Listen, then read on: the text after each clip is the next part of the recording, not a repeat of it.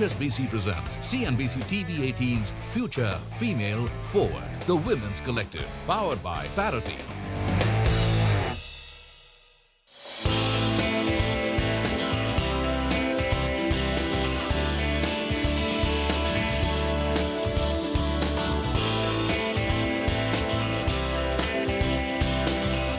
Women, whether subtly or vociferously, have always been a tremendous power at the destiny of the world, said Eleanor Roosevelt. Currently representing 48% of the global workforce, yet only 29% of leadership positions are held by women worldwide. In India, despite impressive strides in women's education and entrepreneurship, female participation in the workforce stands at just 37%, significantly below the global average. However, companies with more women in leadership roles are 20% more likely to outperform their competitors in profitability and 27% more likely to innovate successfully.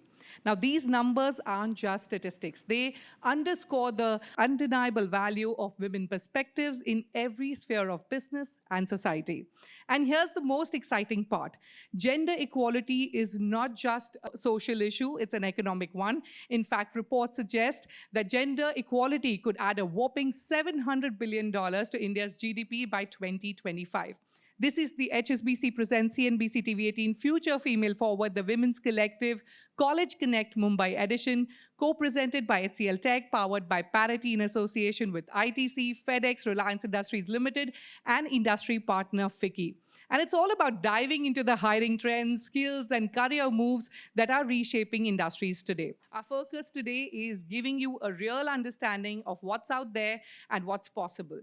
Please join me in welcoming Ms. Shaheen Mistry, the CEO of Teach for India, to set the tone for the evening with her inspiring insights of creating a future where everyone, especially young women, have the chance to learn, grow, and succeed. Once again, let's give her a warm round of applause. Shaheen, in recent years, there's been a growing focus in the importance of education, quality for all. Tell us, how has Teach for India's model evolved to adapt to the changing educational landscape? What larger shifts you see in terms of community engagement and the educational outcomes? I think if you look at the world and the way that it's rapidly changing, but also the state of the world today, nothing really that we're doing in schools today is relevant anymore, right? With AI, everything we learned has become radically irrelevant, and yet our schools today, 98.9%, I would say, aren't even catering to the present.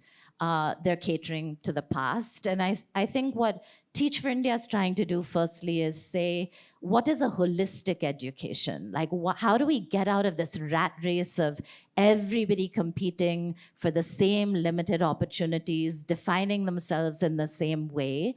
How can we expand the purpose of education to not just being about myself and my job and my career, which I know is very present on the minds of this group here, but how can education be about others, our ability to listen to each other, to uplift each other, Yes. to make the nation better?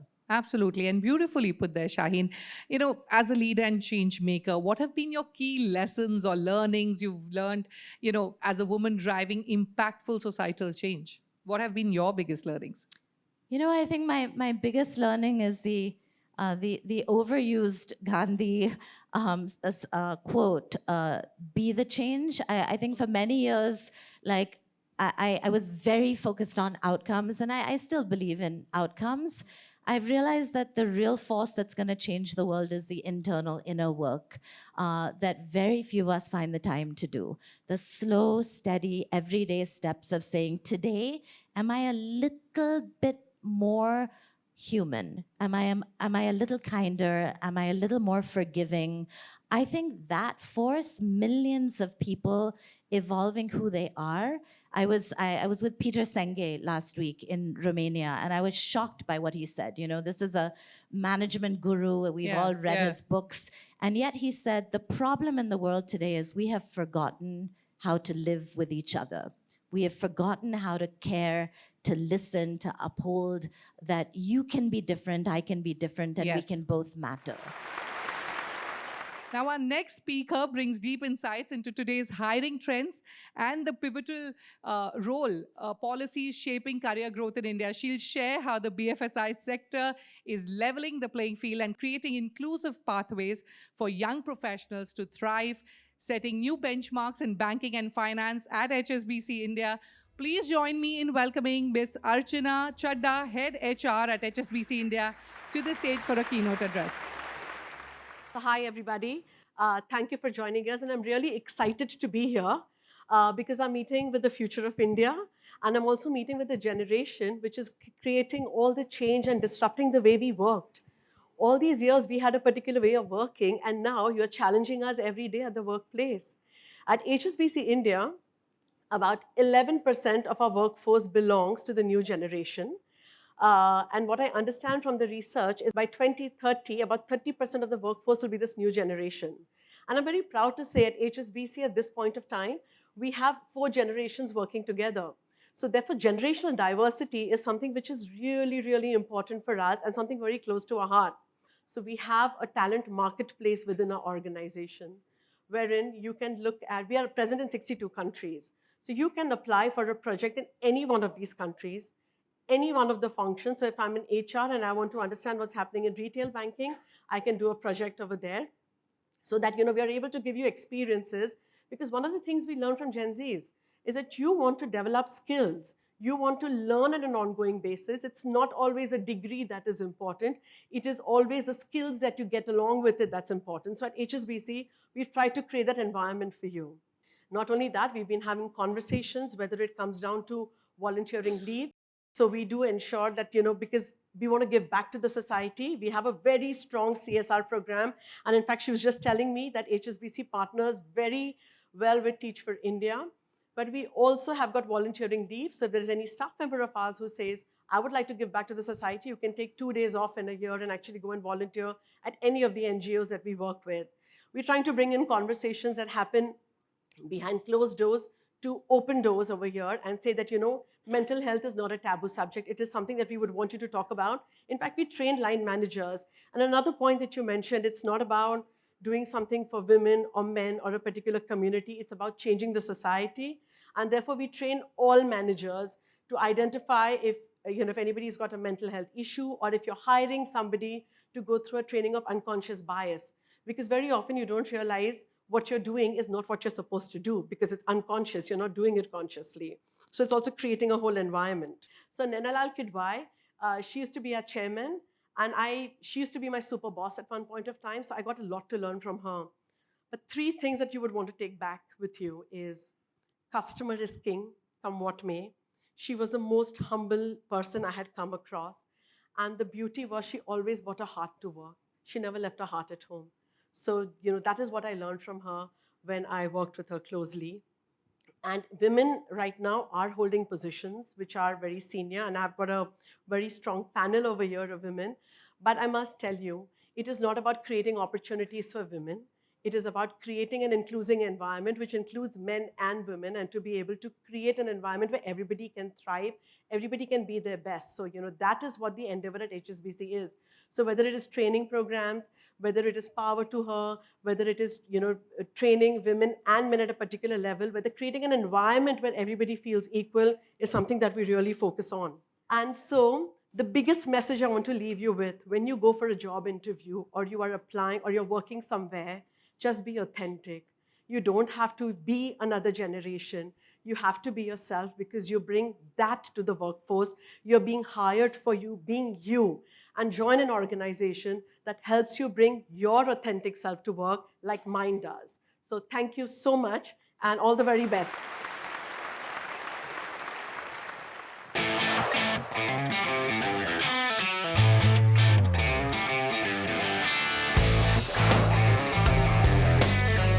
HSBC presents CNBC-TV18's Future.Female.Forward, the Women's Collective, powered by Parity. Startups, especially like Farm Easy, led by Harsh Parekh, are the classic example of innovation, making health tech, blending tech innovation with a patient-first approach to create scalable solutions. Please join me in welcoming Harsh Parekh, the co-founder of API Holdings, the parent company of Farm Easy, for an insightful and engaging discussion. API Holdings has witnessed remarkable growth and transformation in the health tech sector. As the company expands, what are some of the key factors that drive your decision making? When you're scaling, how do you manage the balance between innovation and operational efficiency, Harsh? This is a very important phase I think any company goes through, where we are, for everyone's benefit, maybe I'll just give 2 minutes on that. I think today India's largest health tech platform out there, be it online medicine delivery, diagnostics. We have 4 large platforms, offline, online, doing almost $1 billion in terms of revenue and GMV. But I think most important part right now in terms of innovation, I think that's the spirit of a startup, right? It's been 12 years. I think a lot of people joke with me that you are no longer a startup. But I think the spirit has to be there. You need to innovate. As recently as 2 weeks back, I think Quick Com is the way we went live on Swiggy, where we've collaborated with them. So I think that's innovation, right? It was I think overnight discussion where saying, hey, how do we get together? And I think collaboration, right? I think in today's time, innovation has to be combined with collaboration. That's the only way forward. Harsh, with the company's journey from a startup to a market leader, what advice would you give to entrepreneurs looking to scale their startups, especially in terms of preparing for an IPO, navigating the challenges of going public? The only advice for someone who's trying to scale up, I think hang in there. I think a lot of time, if you look at any of the large outcomes, people see overnight success, but I think there's a lot of hard work gone behind. It took us 12 years to reach here, right? I think, and a lot of large companies, you name the large ones, be it Zomato, be it Flipkart, Amazon, these were all 10-year journeys. I think people give up easily, or people want instant gratification in today's time. Hey, look, we're not growing, we're not getting funding, we're not becoming a unicorn. I think as long as you are solving customer problem, you're having fun doing it, just be at it. I think patience is the key. That's been the biggest learning for us, at least in the journey. You will have ups and downs, it's a business. You don't know what will go wrong, but you need to have that patience to kind of scale this up. Today, we are joined by a group of leaders who will share insights into the hiring trends, shaping industries, the strategies driving gender-inclusive leadership, and how the next generation of women leaders can seize the moment. Welcome to an exciting discussion on breaking barriers and building futures in the digital-first world of work. As the CHRO of InMobi, how have you seen the role of HR evolve in tech companies like yours, especially in terms of fostering a diverse and inclusive work culture? For a lot of new age companies, especially I can speak for InMobi, I think it's not one thing that can be the answer to this question, but the answer lies in solving for this very systemically. And I think that's what we've done at InMobi, where right from the entry point when people are being hired into the organization itself, the focus is on strengthening that pipeline in a very, very concerted manner and ensuring that the cohort just thrives in the system and then is growing, because that's really the pipeline that's going to be the pool that's going to be the leader that you're going to develop in the future, right? And in fact, as you know, as an example, at InMobi, we have a lot of women leaders who've been with us for over 10 years. They joined early in their careers and today are building most of our strategic businesses ground up.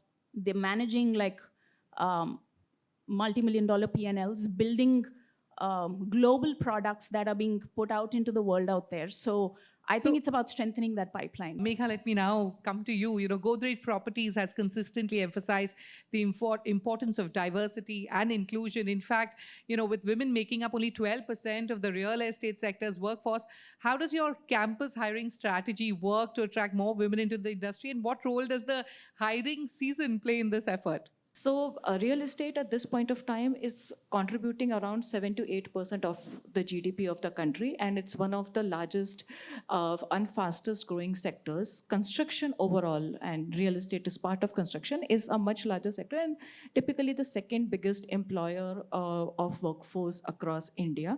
And also with the India shining story, construction is one of the spaces where the growth is really expected to happen. Now in this ecosystem, as we are growing rapidly, talent is a big constraint, right? It comes from the fact that it's a heavyweight industry. A lot of times women have not preferred this industry in the past. You go to a civil engineering batch in any college, you would not find more than 10% representation of women in that batch. We are actually, that's why, standing here at a business problem itself, where we are facing a crunch for talent, and that's why we have a two-pronged strategy when it comes to campuses. The first thing is that we are invested in building our talent. We have been visiting campuses from approximately 1960s now. A lot of talent in Godrej as a group and in Godrej Properties is actually homegrown. A large percentage of our management committee are people who joined us from campuses directly, and a large part of our organization is such, right? So we are completely committed for many, many years to ensure that we will build our own talent. And in fact, we have gone a step forward now to say that we are absolutely happy to even build talent for the sector. According to the World Travel and Tourism Council, women make up only 40% of the global tourism workforce. How does Thomas Cook's hiring strategies aim to increase female representation, especially during campus recruitment seasons? So I'll be very candid, and I usually am very blunt. We don't try to promote a particular percentage of women. We promote meritocracy. So if there's a guy there, there's a girl there, there is an LGBTQ there, it doesn't matter. If there's somebody who's 19 years old, there's somebody who's 55 years old. We are not worried. What we want is skills and attitude. You have the right attitude, you have the right skills, we're looking for you. We've looked at people who actually have never worked before, but still come in at the age of 40 to work. They may not have got any experience, they've been housewives before, but they want to do something different. The idea about the travel industry is to make dreams come true. When you go on a holiday, think all of you. What do you want to do? You want to make a dream come true, right? You want to go to a destination, you want to have fun, you want to see some places, you want to party, you want to eat some good food. The person in front of you has to make that dream come true. If that person has that fire in the belly and that passion to make it come true, doesn't matter if it's male, female, age. As long as the person can deliver your dream, that's the person we need. So true. Amit, tell us, how has Yokohama's Diversity and Inclusion Promotion Task Force empowered women and advanced gender diversity across the organization? I think if we were to take the cue from where we last let off, right? I think, first of all, I think it's about creating a level playing field. So I think the concept that everyone needs flexibility is something that we've kind of actively advocated, which I think is an important factor. I think the second is we've emphasized a lot on what we call as life skills. So, I mean, to all the men in the room here, sincere request, please learn to cook. It's a life skill. And it's a bit of a sweeping generalization. And to all the women in the room here, please make sure you learn how to drive. Yeah. So these two are essential life skills that are there. So we've simply kind of found ways to facilitate that, because both of these provide independence in every way or form that people can seek. That is one. The second is we've basically pushed and challenged the concept of, I think, and Mona just talked about that, who is the primary caregiver? Yeah. So the best way in which you can drive this is to let people know that parents, in-laws, etc., are not just the woman's responsibility. Yeah. So it's tough, it's hard, because this is more, a little bit of a social ethos that we're doing. Finally, what we found is this whole dilemma of who guides and coaches the child. And I saw some knowing glances here, knowing that, you've got kids who are in crucial years. So we actually launched a program for all kids of our employees who are between, standard 8 or ages 13 to 20, to say that when you're taking a crucial decision, right? Why is it that, again, a bit of a generalization, but why is it that we expect that the dad is the one who will make the choice of, which is the course and who funds it, and why is it just the mom who provides the emotional support. So a lot of these are basically, if you think of it, none of these are workplace issues. Yeah. So what we've realized is that the moment you address this from a social context, it starts working. Let me go across to Ruhi now, and let me first throw in some facts. In India, women in leadership, senior leadership roles dropped slightly from 18.7% in 2023 to 18.3% in 2024. What steps is Sterlite Power taking to combat the glass ceiling effect for women in male-dominated industries or positions? The biggest problem of energy delivery in India is not generation. There is enough and more generation out there. The biggest challenge is evacuation. Transmitting lines, and that's the sector I work in. And this is, I've worked in many sectors before. I've worked in BFSI, I've worked in real estate, I've worked in FMCG. This sector is a highly male-dominated sector. You go to engineering colleges, electrical engineering, metallurgy, mechanical engineering, max to max about 7-8% of the batch will be women. So here are a few things which we do. In our manufacturing setups, we've started a project called Pragati. We're hiring women from the local communities. It often needs us to talk to the parents of those people. We get them on board under the project on a 1-year internship, and we are hoping that by building this pipeline at the manufacturing facility, we'll be able to create leaders for the future. So it's a very active program. The second part of the business, which is transmission, has sites in places like Nangal, Bibra, Kishtawar, Kashmir, Kopal, Rajasthan. These are not mainstream areas, and a lot of women might hesitate to work there. There also, we've started actively working with local communities, local BTech colleges, hiring people in, getting them early on, and then trying to build a pipeline. So the journey in the power sector and Sterlite Power is not going to be an easy one. It will take 2-3 years. To answer your second question, dropping out at the senior level, how do you facilitate? I think a lot of that depends upon inclusion. And in order to facilitate that, we have a lot of open conversations. We've launched a program called Unlabel, because I fundamentally believe that conversations shape culture. So what kind of conversations are happening? The second thing which we do very diligently is to constantly look at pay parity. Are women getting the same level of pays as men? Looking at their fair share in things like promotion, looking at their fair share, across the board in all these areas, right? And last but not the least, we have very strongly worked with the leadership to have men as allies. One of the significant contributors was having org sponsors.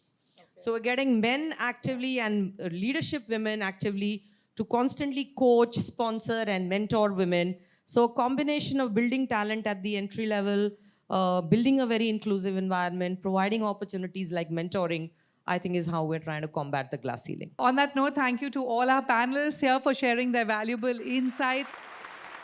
Let's continue to drive change and create more opportunities for women leaders across industries. Thank you so much.